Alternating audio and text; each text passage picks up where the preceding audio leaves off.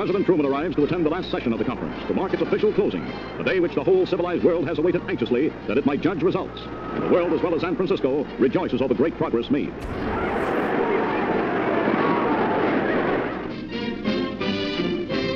At the Opera House, last hours of the convention, as delegates of the steering committee honor Edward Stettinius, who later resigned as Secretary of State to become permanent chairman of the American delegation.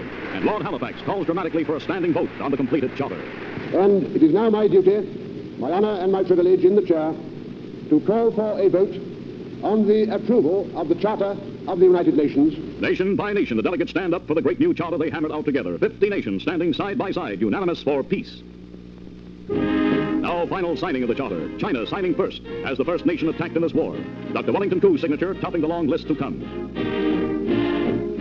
Then, for Russia, Ambassador Gromyko commits his country also to the agreements and objectives decided upon, after days and nights of compromise and cooperation. 4 main agencies upon which the world now puts its hope. A powerful Security Council having final military authority.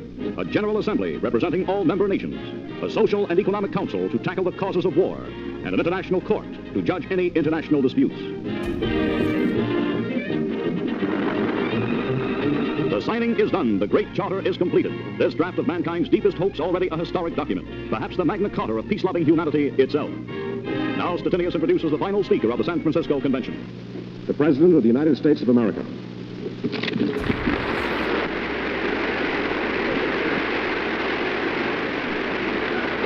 If we had had this charter a few years ago, and above all the will to use it, millions now dead would be alive. If we should falter in the future in our will to use it, millions now living will surely die. Well, there's a time for making plans, and there's a time for action. The time for action is here now. Today, the Allied world salutes these representatives of 50 nations. They have made a beginning, a brave beginning, that can build a mighty structure for peace. Out of a world of agony and total war has come a charter that must mark a turning point in human history. A new way lies ahead. The world must take this way, through unity and cooperation, to a lasting peace.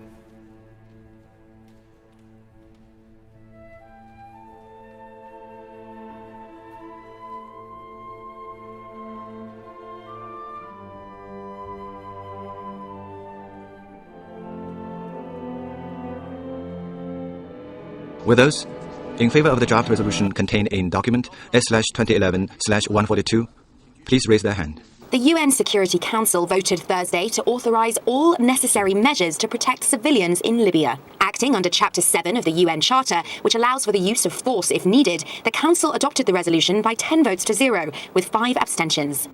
The resolution imposes a no-fly zone on Libya, as well as a strengthened arms embargo in an effort to protect the civilian population.